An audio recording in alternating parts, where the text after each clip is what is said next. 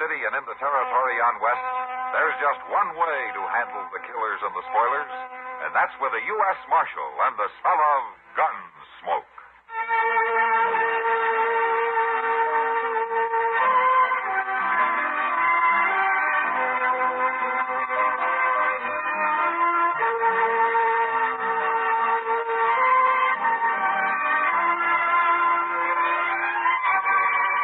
Gunsmoke, starring William Conrad, the story of the violence that moved west with young America, and the story of a man who moved with it. I'm that man, Matt Dillon, United States Marshal. The first man they look for and the last they want to meet. It's a chancy job, and it makes a man watchful and a little lonely.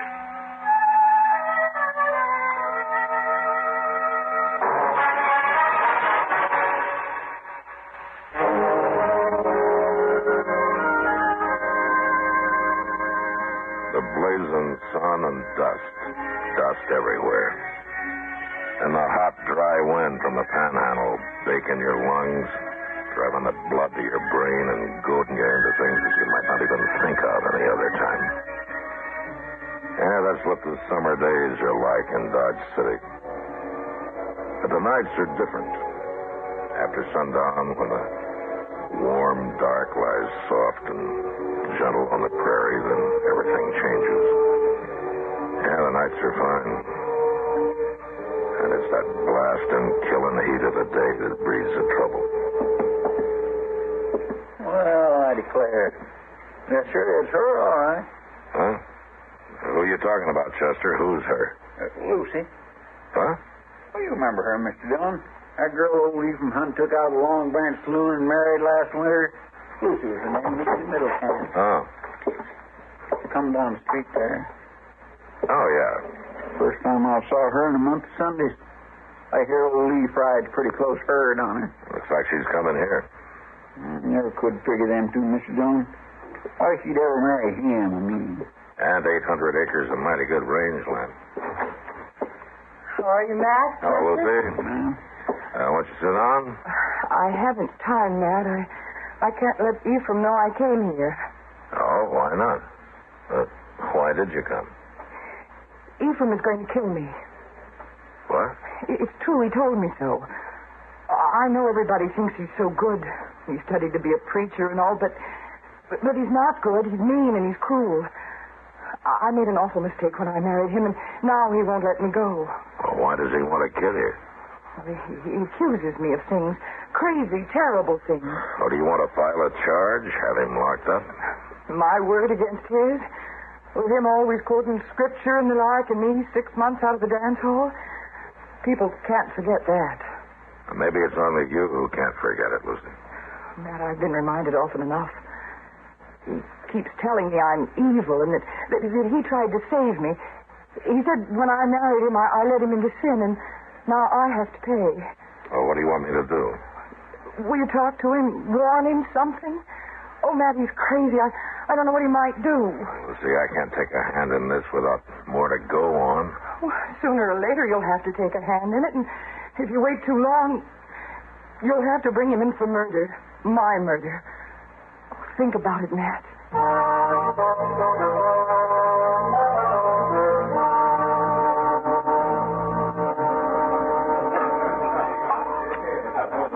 There you are, Doc. Huh? Oh, thank you. Thank you, Kitty.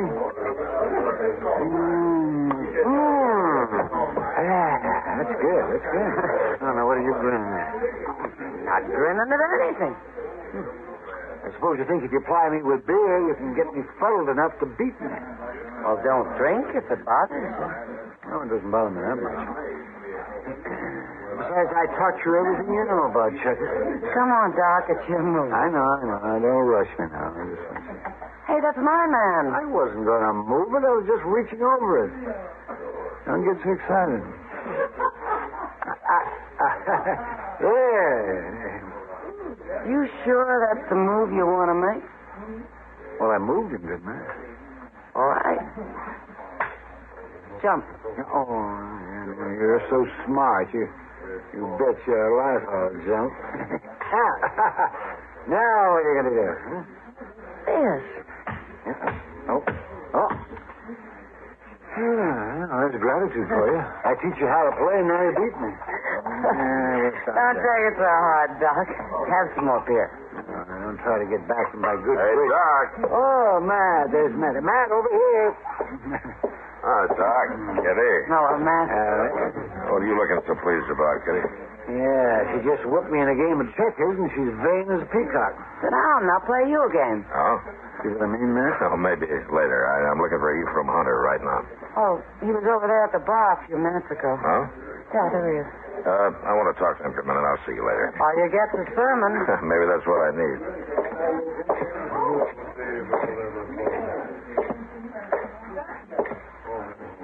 Evening, Mr. Hunt. Oh, Marshal. Will you join me? Well, thank you. Dress for Marshal Dillon, lad. Sure. Evil it may be, but a vast help indeed in banishing the cares of the day. A man like you shouldn't have any cares, Mr. Hunt. Care lurks everywhere in this vale of tears, Marshal. Man's brief joy is dearly bought. Your good fortune, sir. Luck.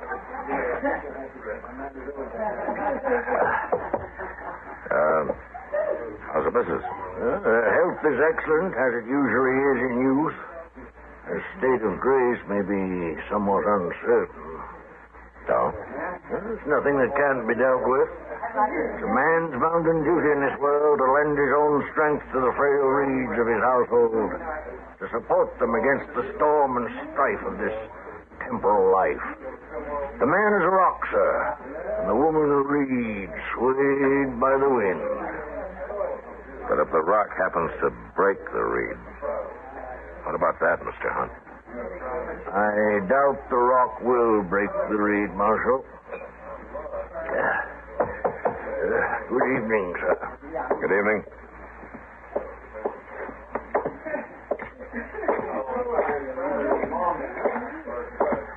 You were right, Kitty. I got a sermon.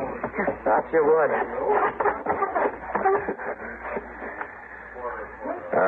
Kitty, you knew Lucy pretty well when she worked here, didn't you?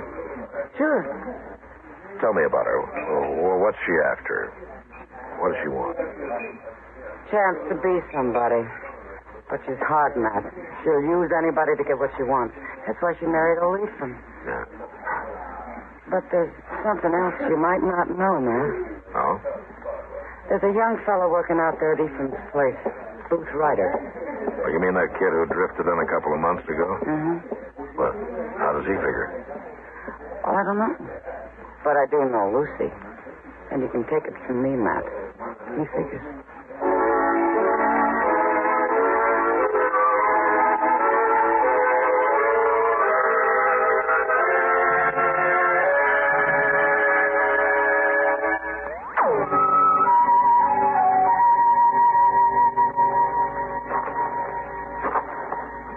Well, it's been fine talking to you, Marshal, but I reckon I better get back to work. Unless you got something else in your mind. No, nothing, I guess. I just wondered how things were going. I like it fine here. Yeah, I understand Ephraim's a good man to work for. I got no complaints. Mm-hmm. How do you get along with Miss Hunt? Fine. Why? No, I just wondered. Weren't you wearing a gun when you first rode into town? Mr. Hunt don't hold with guns. He don't pack one himself. Never had any reason to, I guess. You got something on your mind, Marshal? You're a young man, Booth. This is a big world. Why don't you go take a look at it? Some of the big spreads up north or on out west in the territories. Marshal, with a setup like I got here, a man would be crazy to pull out. He might be crazier to stay. No, I like it fine here. Just fine. All right. I can't run you out. It's your life, Booth. As long as it lasts.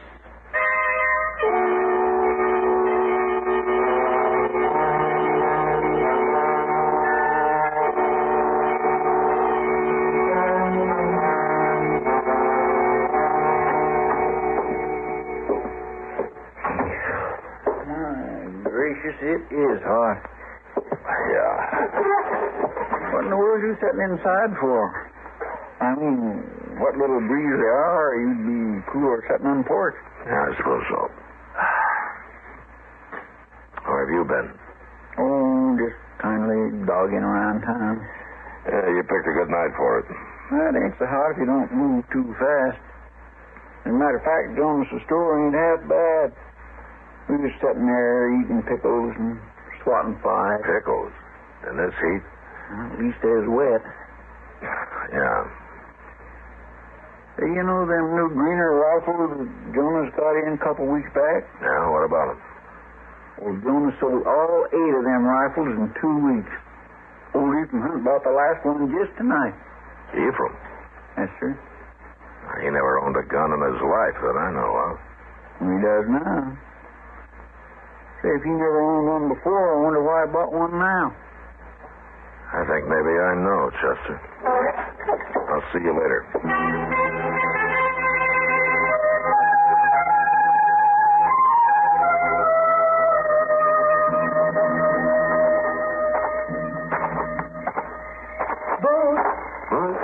Up here on the porch.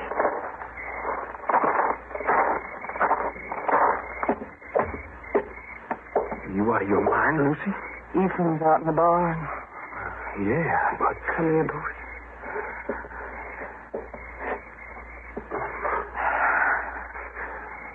Lucy... He bought a gun, Bruce, in town this evening. He's got it out there with him now. He's drinking. He's going to kill us. Both of us. He told me so. What'd you tell him? Nothing. He's suspicious, that's all. Oh, but he's crazy, Booth. He'll do it. You've got to get that gun away from him. Yeah. Well, that might take some doing. You can do it. You've got a gun, too, and you know how to use it. He doesn't know one end from the other. You've got to do it. It's the only way. Maybe the marshal was right. Maybe I have stayed here too long. You can't leave now, Booth. Can you? No, I can't. Then you've got to do it. It'll be better to face him. If you don't, he'll lay for you and shoot you in the back, and then me. I know. Well, it's up to you. Am I worth it or not? You're worth it. Then go on. Now.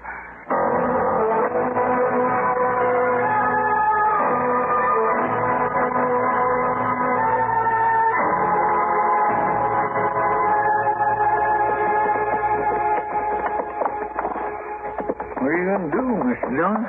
It's got me buffaloed, Chester, all the way out from town. I've been trying to figure it. I still don't know. But if it ain't stopped, you know where it's going to lead to.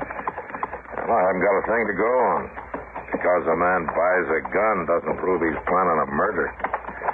And sometimes women get the crazy idea they're in danger when they're not. And a rumor starts easy with a hired hand around the place. I know. 10 to 1, Ephraim will order me off his property and tell me to stay off. And he's got a perfect right to do it. If I was in it. Come on, Chester. I guess we should have got here sooner, Mr. Dillon. Yeah. Hey, over this way, Chester. They came from the barn, not the house.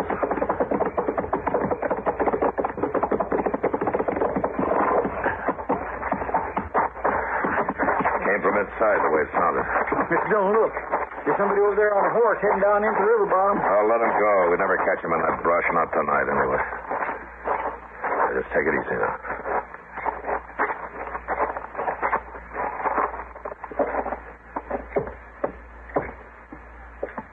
Mr. Hunt?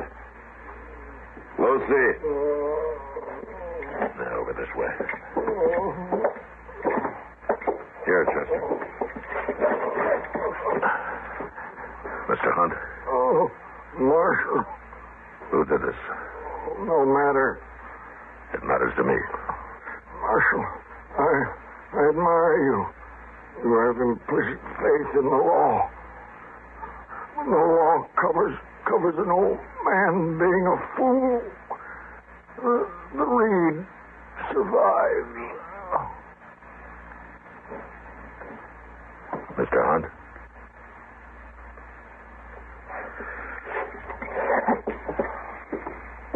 What did he say there at the last, Mr. Dillon?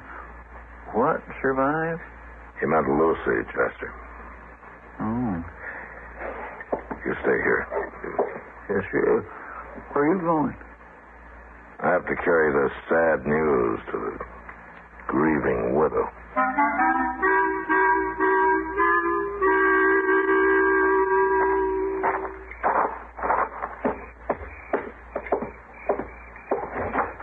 What were you doing out there so long? Matt. Who were you expecting? Well, I thought it was my husband. What are you doing here? What is it, Matt? Has something happened? You heard the shots, didn't you?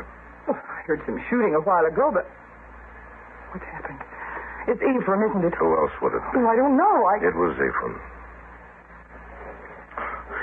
You really outsmarted me, Miss Hunt. You planned it, and you carried it out, and you'll get away with it clean as a whistle, and I can't touch you. What are you talking about? Your husband's murder. You're out of your mind. I guess I should have figured what you were up to, but I didn't. You were too smart for me. You killed him without touching a trigger. You worked young Booth Ryder up to that. Are you crazy? You got Ephraim to buy that gun. You told him Ryder was bothering you, wouldn't leave you alone, that he was dangerous. And maybe even hinted he was too old to protect his wife. So he had a gun in his hand when Booth shot him. If Booth Ryder shot my husband, I think you ought to be out looking for him instead of standing here and insulting me. Oh, I'll get him all right. He won't make it far. But what about Booth? You want me to kill him for you? Is he the next one in line? Do you have any proof of what you're saying? Not a bit.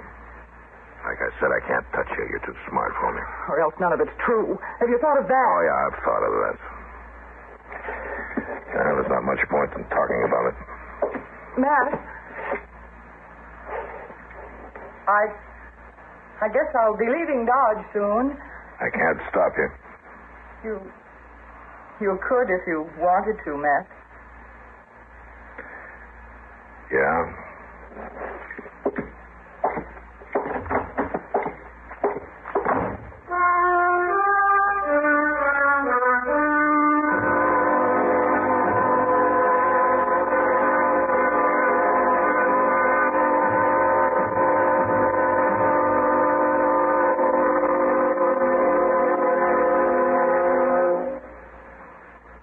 No matter how their quips fall or how often, here are three people who can't help landing funny side up.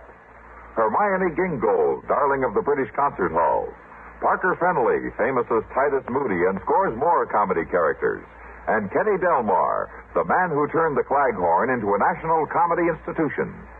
By no coincidence whatsoever, this threesome turns up every weekday on CBS Radio in the new daytime comedy hit Funny Side Up. These uninhibited people make a topsy-turvy art of conversation and comic hash out of every subject they treat. You'll have no trouble at all keeping your funny side up when you live it up weekdays with Her Majesty Hermione and with Kenny and Parker. The time, daytime, any weekday.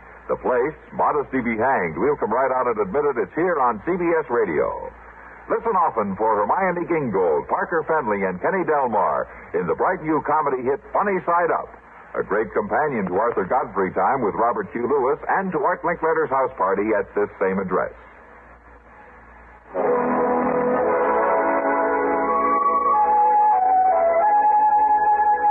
days passed with no sign of Booth Ryder. I figured he was waiting it out somewhere around town, waiting to see which way the wind was going to blow, but I didn't know where. And I didn't have much case against him. It was probably a waste of time, but I still had to try. I had to bring him in and try.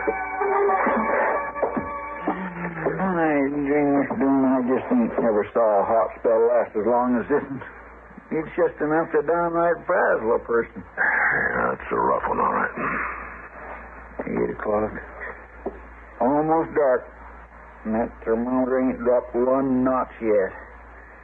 Keeps on like this much longer, I swear it'll drive folks back east. Now, here comes somebody. I wish it'd drive somewhere. What? Charlie Belk. Oh, reckon he's hunting somebody to stake him to a bottle. Looks like we're going to be honored. Yeah, I'm Afraid we are. Evening, Marshal Dillon. How are you, Chester? Charlie. It's real hot tonight, isn't it? Yeah, certainly is. Marshal, I heard the rumor going around. You might be looking for this feller Booth Ryder. Yeah, that's generally known. Well, I might be able to tell you where he is right now.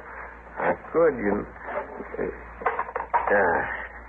There's enough money for a bottle. Well, Now tell me. Marshal, I dislike being an informer, of course. But I feel it's my duty as a citizen. Just tell me, Buck. Well, Marshal, I want If you you got anything to tell me, say it and get out. Well, he's hiding in the hayloft down the livery stable, but you got no call. You got your money, Charlie. Now go on. Get out. Well, all right. Well, evening, gentlemen. All right, Chester. Let's go get Booth.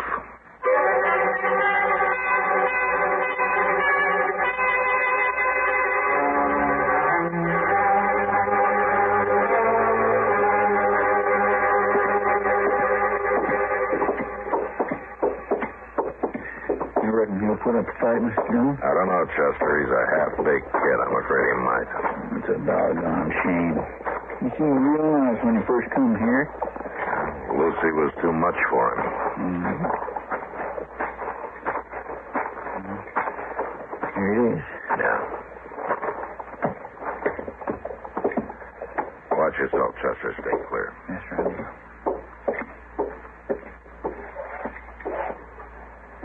Booth. I know where you are. Why don't you make it easy on yourself? Come on down and give up. You got no protection up there. I can stand here and throw bullets up into that loft as long as I have to until one of them finds you. All right, your last chance, Booth. Hold it, Marshal. Stay back, Chester.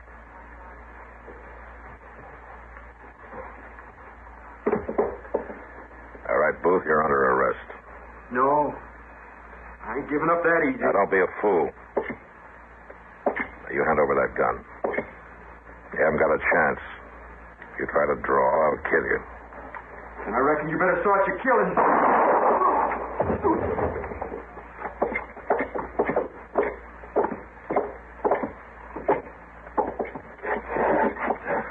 Well, at least he won't have to stand no trial. No, he's not dead, Chester. Come on, we'll get him over to Doc's.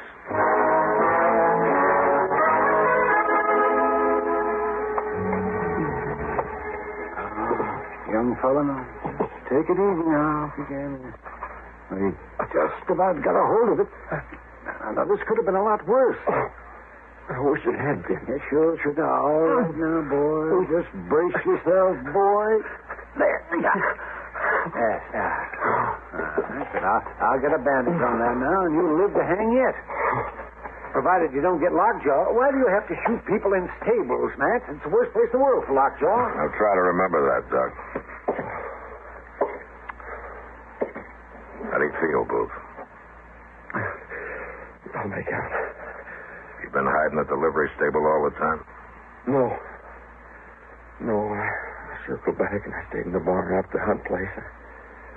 I figured you wouldn't be looking there. You figured right. That's about all I figured, right? She was using me, Marshal. That's what it was. She told me I went back out there.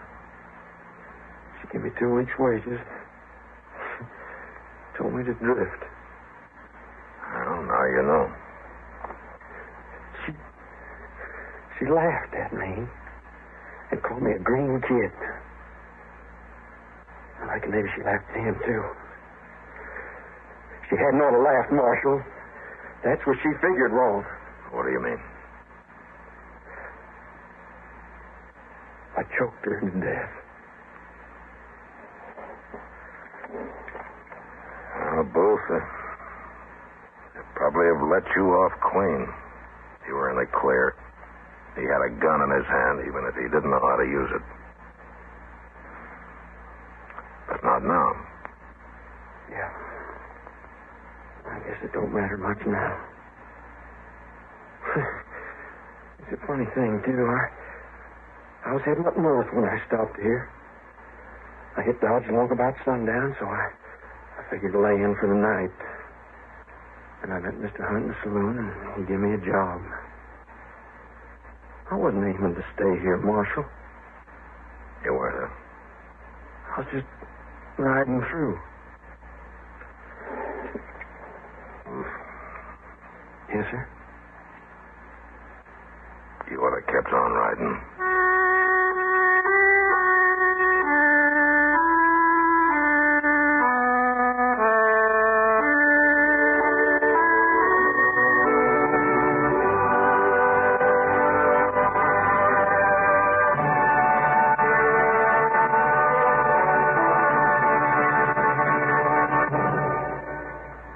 Improved Key-Sight tune-up. The tune-up in a can. Fill it up, sir? Yeah, regular's good. Say, that engine of yours sounds like real tired iron. Thanks. Improved Key-Sight tune-up. The tune-up in a can. You got a valve sticking, too. Oh, what do you get to a gallon? Not much. Improved Key-Sight tune-up. The tune-up in a can. Want a tune job? Haven't got time. You don't need time.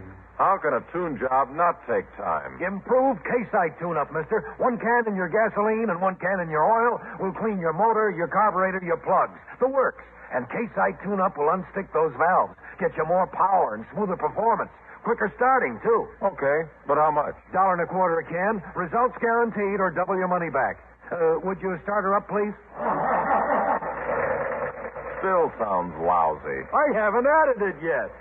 Improved Key-Sight tune-up. The tune-up in a can.